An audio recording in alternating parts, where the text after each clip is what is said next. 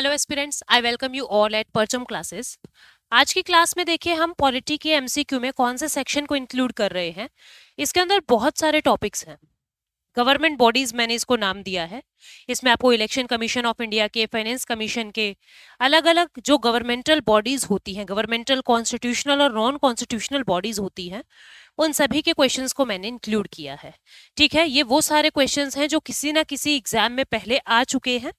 ये सीडीएस के क्वेश्चंस हैं, एसएससी सीजीएल के क्वेश्चंस हैं, आरबीआई ग्रेड बी के क्वेश्चंस हैं। तो अलग अलग वेरियस एग्जाम्स के अंदर जो जो क्वेश्चंस आ चुके हैं, उनमें से कुछ सिलेक्टेड से क्वेश्चंस जो बार बार रिपीट होते हैं, उनको मैंने यहाँ पे इंक्लूड किया है। ठीक है, तो आगे बढ़ने से पहले आपको एक बहुत इंपॉर्टेंट इन्फॉर्मेशन मैं देना चाहती हूँ। आप लोगों के रिस्पॉन्स को देखते हुए परचम क्लासेस ने एसएससी जनरल अवेयरनेस का टारगेट 2024 का बैच लॉन्च कर दिया है, जिसके अंदर क्या होगा, हमारे polity, economy, history, science, geography, static, G K सारे सब्जेक्ट्स इंक्लूडेड होंगे। पूरा बैच आपको रिकॉर्डेड फॉर्मेट में मिलेगा। अब आप में से बहुत सारे स्टूडेंट्स कहेंगे मैम ये तो पहले भी था, नया क्या है? तो नया क्या है इस बार, उसको बता देते हैं। एक तो जितने भी सब्जेक्ट्स हैं वो सब रिसेंट अपडेट्स के साथ आपको मिलेंगे। जो लोग न्यूज़पेपर नहीं पढ़ते हैं या इंक्लूड नहीं कर पाते हैं, चीज़ों को रिकनेक्ट नहीं कर पाते हैं कि इस चीज़ को न्यूज़ से हमको स्टैटिक पार्ट से कैसे कनेक्ट करके पढ़ना है, वो सारे रिसेंट अपडेट्स जो है आपको कोर्स में मिलेंगी। पहली चीज़ तो नई ये है। दूसरी चीज़ नई क्या है, जो बहुत ही बेहतरीन है, बहुत ही अच्छी है, आप लोगों के बहुत काम आएगी। अब आप लोग हमारे टीचर से, हमारी पूरी टीम से लाइव इंटरेक्ट कर पाएंगे। आपको पढ़ते दौरान जो भी प्रॉब्लम आ रही है, जो भी डाउट आ रहे हैं, उनको हम लाइव तरीके से सॉल्व करेंगे। आप हमसे पर्सनली इंटरेक्ट कर सकेंगे। ठीक है, तो लाइव प्रॉब्लम सॉल्विंग सेशंस आपको मिलेंगे। जो डाउनलोडेबल पीडीएफ्स हैं वो पहले भी आपको मिलती थी, अब भी वो मिलती रहेंगी। ठीक है, डिटेल्ड प्रीवियस ईयर क्वेश्चंस की डिस्कशन आपको हर टॉपिक के बाद मिलेगा। टॉपिक वाइज बहुत सारे प्रैक्टिस सेट्स आपको इंक्लूडेड मिलेंगे कोर्स में। जैसे एक टॉपिक किया हमने, मान लीजिए प्रियम्बल, फिर प्रियम्बल पे बहुत सारे प्रैक्टिस सेट। फिर उसके बाद जब कोर्स कंप्लीट हो गया है, जब सारे टॉपिक्स हमने कर लिए हैं, तो प्रीवियस ईयर क्वेश्चन पेपर की सारी डिस्कशन आपको कोर्स के साथ ही इंक्लूड मिलेगी। और 10 मॉक पेपर्स, एवरी सब्जेक्ट के 10 मॉक पेपर्स आपको इसी कोर्स के अंदर इंक्लूडेड मिल रहा है। ठीक है, तो आपको अलग से टेस्ट सीरीज में जगह जगह भटकने की भी जरूरत नहीं होगी। किस तरीके के क्वेश्चन पूछे जाते हैं, कहीं डाउट आ रहा है तो लाइव डाउट सॉल्विंग सेशंस आप लोगों के साथ कंडक्ट किए जाएंगे। तो बहुत सारे नए फीचर्स के साथ हम लोग ये कोर्स को लॉन्च कर चुके हैं। आप लोग परचम ऐप पर जाएंगे और इस कोर्स में एनरोल कर सकते हैं। मैं आप लोगों को क्या पढ़ा रही हूँ, मैं इकोनॉमिक्स और पॉलिटी का सेक्शन ले रही हूँ। बहुत सारे स्टूडेंट्स, मैं पढ़ाती कैसा हूँ ये देखना है तो यूट्यूब पे आपको बहुत सारी हमारी प्लेलिस्ट मिल जाएंगी, इकोनॉमी की, फिर इकोनॉमिक एमसीक्यू की, पॉलिटी की। ठीक है, तो हमने अलग अलग प्लेलिस्ट बना रखी है हर सब्जेक्ट के लिए। ऐसे ही एसएससी पॉलिटी, एसएससी इकोनॉमिक्स, ये दोनों सेक्शन मैं संभाल रही हूँ। बाकी जो भी अपने सब्जेक्ट एक्सपर्ट है, अपने अपने सब्जेक्ट्स को संभाल रहे हैं। इंडिविजुअल बैच आप लेना चाहते हो तो वो भी ले सकते हो। ठीक है, तो अभी आगे बढ़ते हैं। आज का पहला सवाल क्या है?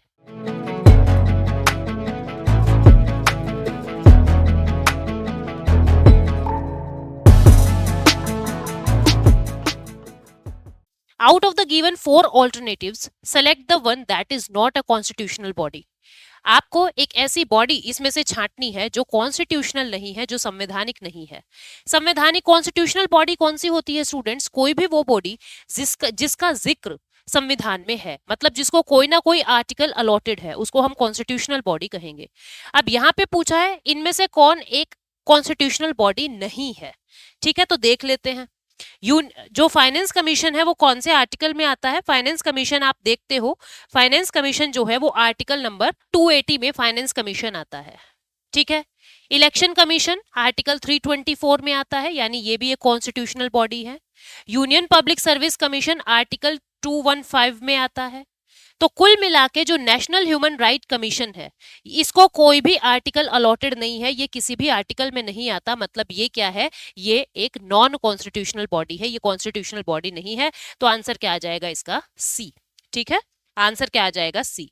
नेक्स्ट क्वेश्चन आपको क्या दिखाई दे रहा है? क्वेश्चन है कि भारत के संविधान के अनुसार संघ लोक सेवा आयोग यानी as per constitution of India a member of UPSC hold office for a period of 6 years और till he she attains the age of dash years. ये टाइम पीरियड पूछ रहा है यूपीएससी के मेंबर्स का कि 6 साल या फिर कितने साल पूरे हो जाएं तो उनको रिटायर कर दिया जाएगा। तो यूपीएससी के मेंबर का कार्यकाल होता है 6 साल या 65 years ऑफ एज। जो भी काम पहले हो जाए, जो भी काम पहले हो जाए, भाई मान लीजिए आप 30 साल की उम्र में, आप 30 इयर्स की एज में यूपीएससी के मेंबर बन रहे हो, ठीक है, तो आप 36 की एज में रिटायर कर दिए जाओगे क्योंकि आपके 6 साल पूरे हो गए हैं। और मान लीजिए आप अगर 62 इयर्स की एज में यूपीएससी के मेंबर बन रहे हो तो आपको 3 साल के बाद ही यानी 65 साल जब पूरे हो जाएंगे आपके, 3 साल के बाद ही आपको रिटायर कर दिया जाएगा। तो कहने का मतलब क्या है कि 6 साल पहले पूरे हो जाए या 65 की एज पहले पूरी हो जाए, जो भी काम पहले पूरा हो रहा है उसी समय आपको रिटायरमेंट दे दी जाएगी। तो आंसर क्या आ जाएगा इसका 65। नेक्स्ट क्वेश्चन पे चलते हैं। क्वेश्चन नंबर 3 क्या कहता है? The finance commission of India is constituted by the dash under article 280 of the constitution. जो हमारा वित्त आयोग है अनुच्छेद 280 के अंडर, उसको कौन गठित करता है, उसको कौन कॉन्स्टिट्यूट करता है? तो आपको पता है हर 5 साल के बाद यानी कि एवरी 5th ईयर 5 साल के लिए एक बार फाइनेंस कमीशन बनाया जाता है, जिसमें एक चेयरमैन होता है और 4 मेंबर्स होते हैं। एक चेयरमैन और 4 मेंबर्स। तो इनको कौन बनाता है, कौन इनका कॉन्स्टिट्यूशन करता है? President of India. कौन बनाता है? प्रेसिडेंट ऑफ इंडिया इसको बनाते हैं। तो आंसर क्या आ जाएगा? President of India. उसके बाद नेक्स्ट क्वेश्चन क्या कहता है? The planning commission was established bye an executive decision of the government of India in. Planning commission कौन से साल में बना था? अब प्लानिंग कमीशन एक नॉन कॉन्स्टिट्यूशनल बॉडी है। प्लानिंग कमीशन एक नॉन कॉन्स्टिट्यूशनल बॉडी है, मतलब संविधान में इसका जिक्र नहीं है। ये एग्जीक्यूटिव बॉडी है। अब एग्जीक्यूटिव बॉडी क्या होती है? जो किसी ना किसी एग्जीक्यूटिव की मर्जी से बन रही है, मतलब इसको प्रधानमंत्री ने बनाया था, प्रधानमंत्री ने बनाया था, एग्जीक्यूटिव ने बनाया था, तो ये एग्जीक्यूटिव बॉडी हो गई। तो सीधा सा सवाल ये पूछा है कि प्लानिंग कमीशन बना कब है? 1955 में, 45 में, 60 में या 50 में? तो आपको बता दिया जा रहा है कि 15 मार्च 1950 को हमारा प्लानिंग कमीशन बना था, जो भारत के अंदर 5 ईयर प्लान्स बनाता था। लेकिन अब 5 ईयर प्लान्स भारत में नहीं बनते, क्योंकि अब 1 जनवरी 2015 को अब मोदी सरकार आई है, कुछ तो तूफानी करेगी। तो उन्होंने क्या तूफानी किया? 1 जनवरी 2015 को प्लानिंग कमीशन ही हटा दिया और इसकी जगह क्या ले आए? नीति आयोग ले आए। NITI Aayog, national institute for transforming India. 1 जनवरी 2015 को प्लानिंग कमीशन हटके नीति आयोग आ जाता है। ये प्लानिंग कमीशन 15 मार्च 1950 को बना था। तो आंसर क्या आ जाएगा आपका? डी। इसके चेयरमैन प्रधानमंत्री खुद होते थे। नेक्स्ट क्वेश्चन है, the 15th finance commission has been constituted by the president of India for a period of dash year। आप देखना जैसे कोई भी एग्जाम ना अलग अलग शिफ्ट्स में होता है। सीजीएल है, एक दिन तो सबका पेपर नहीं होगा, शिफ्ट्स होती हैं। अब क्वेश्चन देखो वो फाइनेंस कमीशन से ही पूछ रहा है, हर शिफ्ट में क्वेश्चन पूछ रहा है, पर क्वेश्चन बदल बदल के पूछ रहा है। किसी में ये पूछ लिया फाइनेंस कमीशन को बनाता कौन है, किसी में ये पूछ लिया कितने समय के लिए बनता है, किसी में ये पूछ लेंगे इनका फंक्शन क्या है, किसी में ये पूछ लेंगे इनमें मेंबर क्या है। तो वो जो थीम होती है ना वो सेम रखते हैं, ताकि ऐसे ना हो कि इनसे तो आसान टॉपिक पूछ लिए, हमसे मुश्किल टॉपिक्स पूछ लिए हैं, ऐसा नहीं होता है। वो उसी क्वेश्चंस को बार बार घुमा घुमा के पूछते हैं। तो इसीलिए कहते हैं प्रीवियस ईयर क्वेश्चंस का एनालिसिस मस्ट है आपकी कॉम्पिटिटिव एग्जाम के लिए, एक स्ट्रैटेजी बन जाती है आपकी। तो यहाँ पे क्या कह रहा है कि 15th फाइनेंस कमीशन जो है, जिसको प्रेसिडेंट ऑफ इंडिया ने कॉन्स्टिट्यूट किया है, वो कितने टाइम के लिए कॉन्स्टिट्यूट किया है? तो 5 साल के लिए वो बनाया जाता है। अभी 2021 से 2026 के लिए हमारे 15th फाइनेंस कमीशन है, ठीक है। तो 15th फाइनेंस कमीशन बन रहा है। इनके चेयरमैन कौन है? एनके सिंह। इनके चेयरमैन एनके सिंह। अब 16th फाइनेंस कमीशन बनाने की भी तैयारी भारत में शुरू हो चुकी है। अब चलते हैं आगे। अगला क्वेश्चन है, who among the following is the chairman of planning commission and national integration council of India. अब क्योंकि प्लानिंग कमीशन साथ में दे दिया तो ये सवाल आपको आसान लग रहा है। अगर कोई आपसे सीधा पूछता कि नेशनल इंटीग्रेशन काउंसिल का चेयरमैन कौन है, दिमाग और घूम जाता। कोई पूछ ले नेशनल डिजास्टर मैनेजमेंट अथॉरिटी का चेयरमैन कौन है, दिमाग और घूम जाएगा। हाँ, national water resource management authority का चेयरमैन कौन है? लेकिन इन सभी के चेयरमैन कौन है? प्रधानमंत्री है। नेशनल डेवलपमेंट काउंसिल के, नेशनल इंटीग्रेशन काउंसिल के, national development council, national integration council, national disaster management authority, national water resource management authority, ठीक है, नीति आयोग, प्लानिंग कमीशन, इन सब के चेयरमैन कौन है? इन सब के चेयरमैन हमारे माननीय प्रधानमंत्री जी ही हैं। तो आंसर क्या आएगा? Prime minister, the prime minister of India. ठीक है, तो अब तो प्लानिंग कमीशन है नहीं, नीति आयोग आ गया है और नीति के चेयरमैन भी प्राइम मिनिस्टर ही है। नेक्स्ट क्वेश्चन पे बढ़ते हैं। नेक्स्ट क्वेश्चन कहता है what is the tenure of chairman of state public service commission. अभी तक यूपीएससी पूछा, अगली शिफ्ट में स्टेट पब्लिक सर्विस कमीशन पूछ लिया होगा। तो स्टेट पब्लिक सर्विस कमीशन का टेन्योर क्या होता है? 6 इयर्स या 62 इयर्स ऑफ एज। यूपीएससी में क्या पढ़ा था? 6 years and 65 years of age. यहाँ पे 6 years and 62 years of age. तो कहां दिखाई दे रहा है आपको? ऑप्शन नंबर बी में।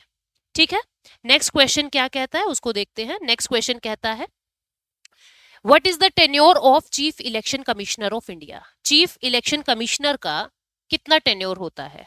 6 इयर्स या 65 इयर्स, 4 और 65 इयर्स, 5 और 65 इयर्स या 3 और 65 इयर्स।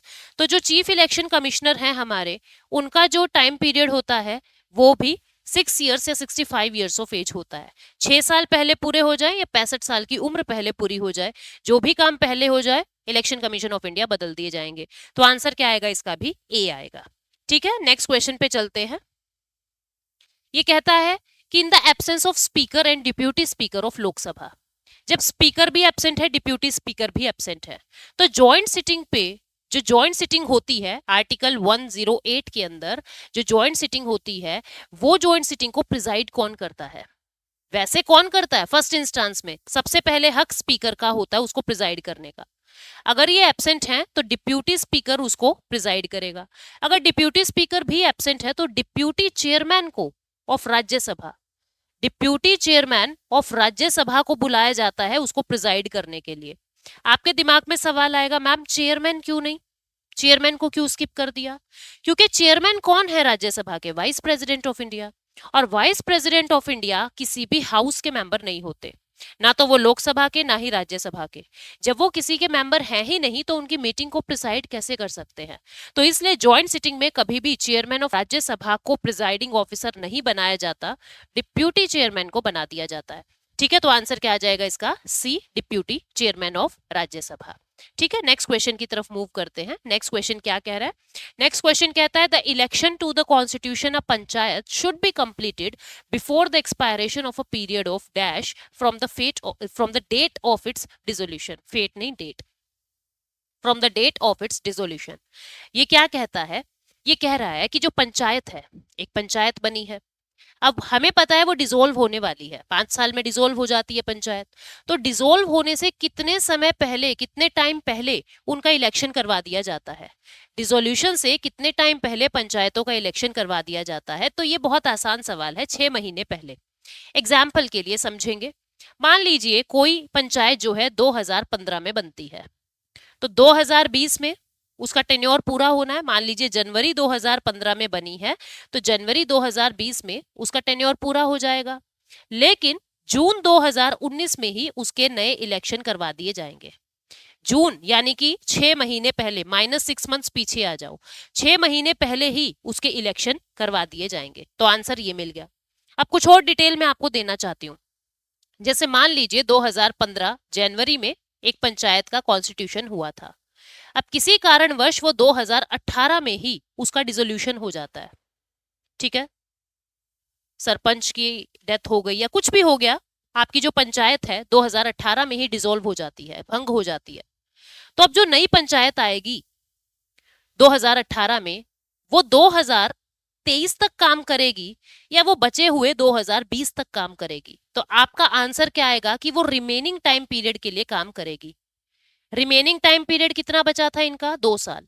तो वो रिमेनिंग टाइम पीरियड के लिए ही काम करेगी। ठीक है, समझ गए बात को? और 6 महीने पहले ही इलेक्शन करवा दिए जाते हैं। अब नेक्स्ट क्वेश्चन क्या कहता है? Who was the first president of independent India? ये तो यूं ही बच्चों वाला सवाल है, पता है आपको। राजेंद्र प्रसाद, डॉक्टर राजेंद्र प्रसाद जो थे वो हमारे first president of independent India थे। तो इसमें तो क्या ही बताऊं, ये तो गलती से डल गया मुझसे क्वेश्चन। अगला क्वेश्चन है union legislature alone can make laws on matter related to.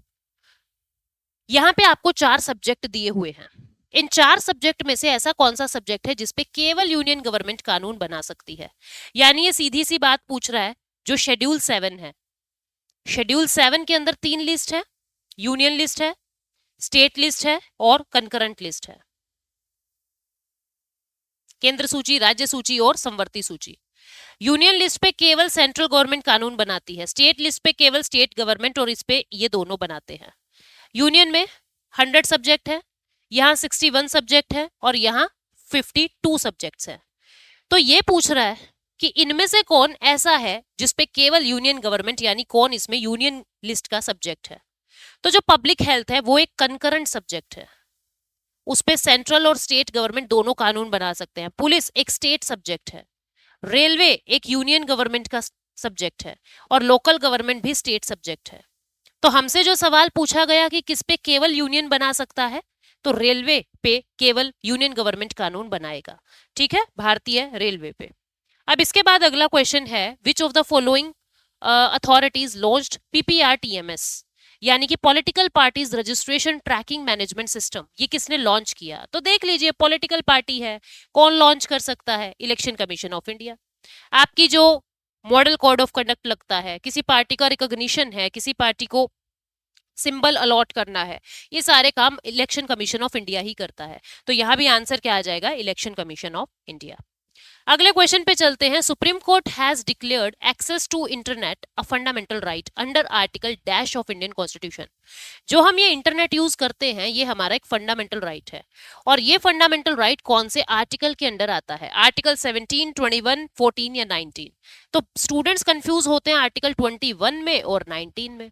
अब इंटरनेट यूज करना हमारा एक फंडामेंटल राइट। अब देखो, तुम इंटरनेट के जरिए से तुम बोल रहे हो, है ना, फेसबुक पे हम कुछ कमेंट कर रहे हैं, ट्विटर पे कुछ पोस्ट कर रहे हैं, तो क्या आ जाएगा इसका आंसर? बोलने का अधिकार कहाँ है? प्रेस की आजादी कहाँ है? मीडिया को आजादी कहाँ है? आर्टिकल 19 के अंदर। तो आंसर क्या आ जाएगा इसका? 19। यानी इंटरनेट यूज करना आपका एक फंडामेंटल राइट है जो आर्टिकल 19 के अंडर आता है। इसी वजह से देखो, आप जैसे ही नेशनल इमरजेंसी या कुछ भी ऐसा होता है तो आपका इंटरनेट का एक्सेस आपसे छीन लिया जाता है, क्योंकि आर्टिकल 19 जो है वो ऑटोमेटिक सस्पेंड हो जाता है जैसे ही देश में नेशनल इमरजेंसी लगी हो, ताकि देश का लॉ एंड ऑर्डर मेंटेन रह सके, कोई भी आपत्तिजनक चीजें एक जगह से दूसरी जगह वायरल ना हो। तो आर्टिकल 19 जो है वो आपके राइट टू इंटरनेट के अंदर आता है। इसके बाद, how many tiers are there in a Panchayati Raj structure? Panchayati Raj संरचना में कितने स्तर होते हैं, कितने स्तर पे सरकार बनती है? तो आपको पता है, सबसे पहले ग्राम पंचायत होती है, ग्राम लेवल पे, विलेज लेवल पे। ठीक है, ग्राम सभा जिसको हम कह देते हैं, ठीक है, ग्राम पंचायत पे। उसके बाद आपका ब्लॉक लेवल की गवर्नमेंट होती है, मंडल लेवल कह देते हैं कुछ लोग इसको, मंडल लेवल कह दो, इंटरमीडिएट लेवल कह दो, ब्लॉक लेवल कह दो, बात एक ही है। विलेज लेवल पर, ठीक है, विलेज लेवल पर, मंडल लेवल पर और फिर डिस्ट्रिक्ट लेवल की सरकार होती है। तो 3 स्तर बनते हैं। तो आंसर क्या आ जाएगा? 3 टीयर।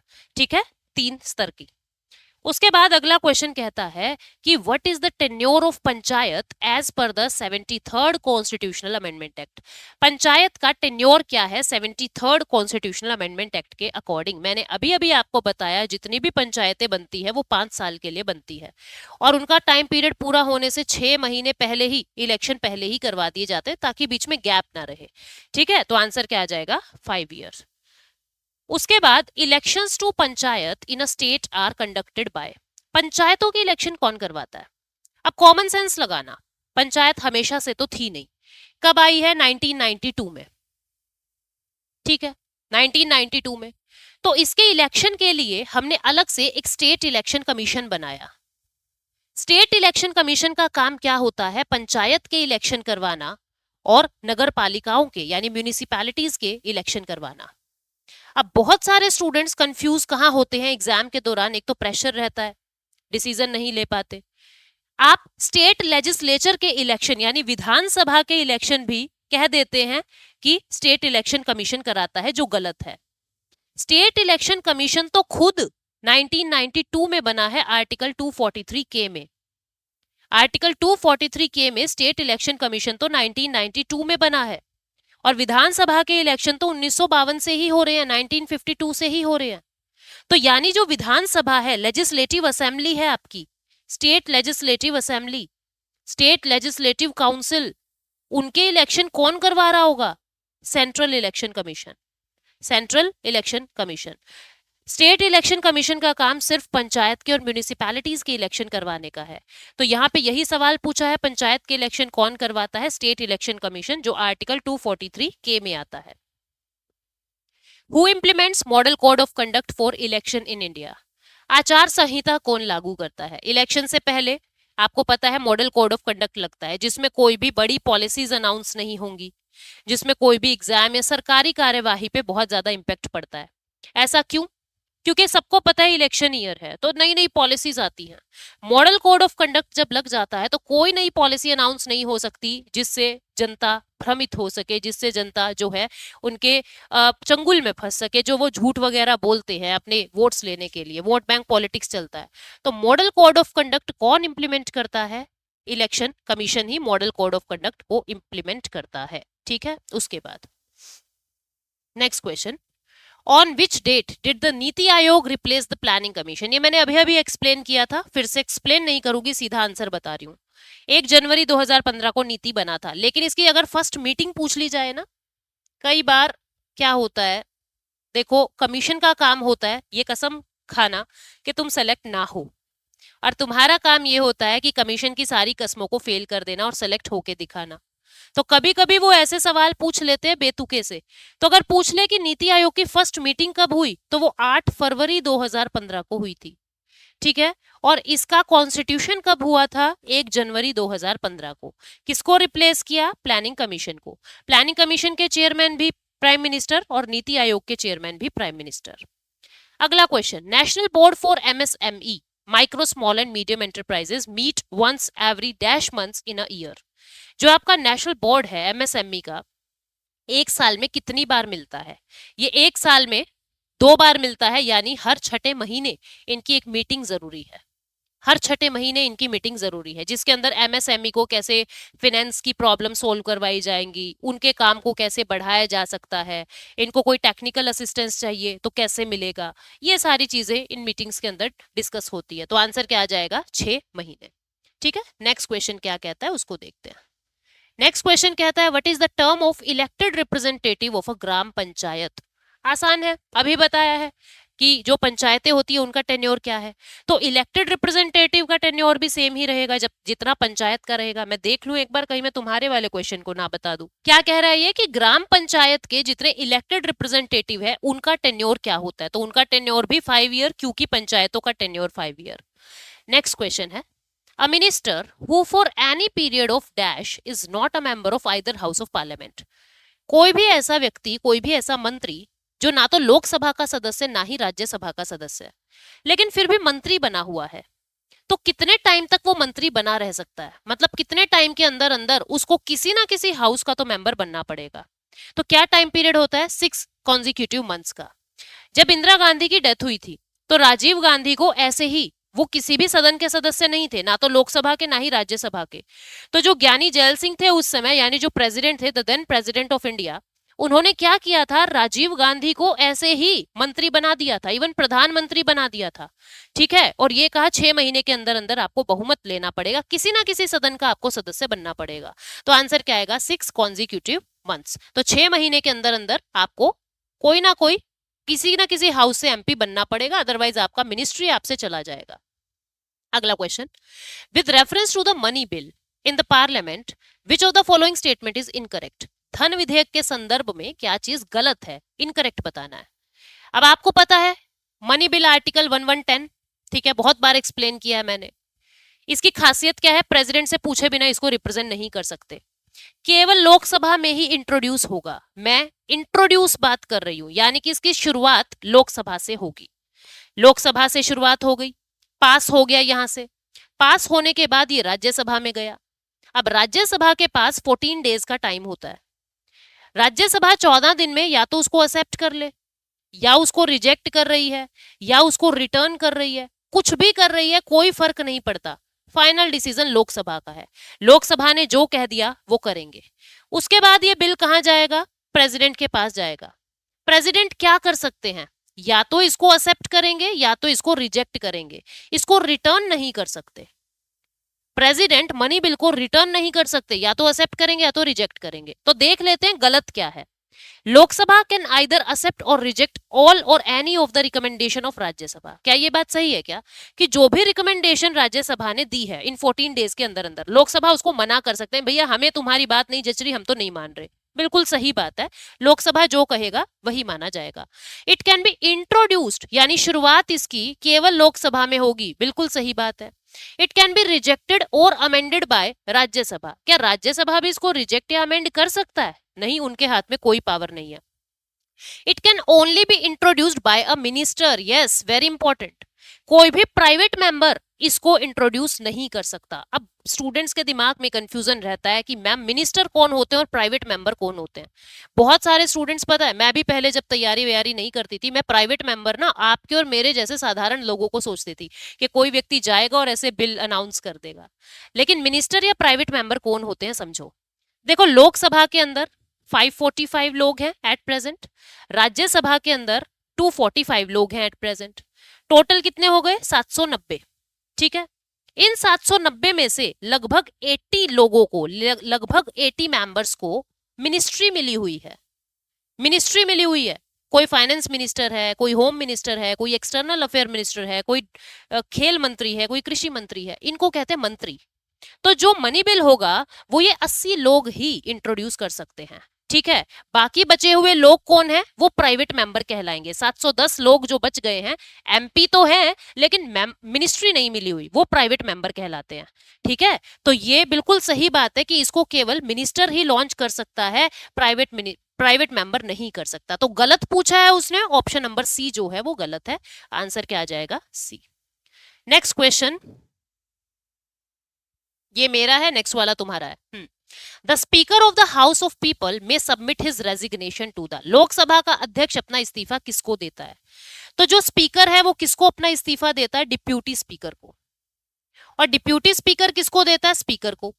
ऐसे ही प्रेसिडेंट अपना इस्तीफा किसको देता है? वाइस प्रेसिडेंट को। रिजाइन करना हो प्रेसिडेंट को तो वाइस प्रेसिडेंट को, और वाइस प्रेसिडेंट किसको देते हैं? प्रेसिडेंट को। तो ये पेयर बने हुए हैं। तो स्पीकर किसको देंगे? Deputy speaker of the house of people यानी लोकसभा। नेक्स्ट क्वेश्चन आप लोगों के लिए है, which of the following statements regarding the functioning of Rajya Sabha is correct? Rajya Sabha के कामकाज के बारे में निम्नलिखित में से कौन सा कथन सही है? Rajya Sabha is dissolved every second year, हर 2 साल के बाद इसको भंग कर दिया जाता है। सही है या गलत है बताना।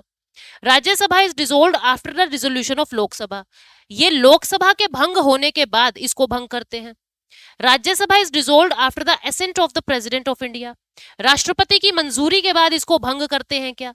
Rajya Sabha is not subject to dissolution, Rajya Sabha कभी भंग ही नहीं होता। आपको करेक्ट स्टेटमेंट बतानी है, 4 में से 3 इनकरेक्ट है, 1 करेक्ट है, वही आपको छांटनी है। मैं उम्मीद करती हूं कि मैंने पार्लियामेंट टॉपिक करवाया था, आप लोगों ने अच्छे से समझा था, आप इस क्वेश्चन को अच्छे से डील कर पाएंगे। और कमेंट सेक्शन में मुझे कमेंट चाहिए। मिलते हैं अगले सेशन में। Thank you so much, take care, bye bye.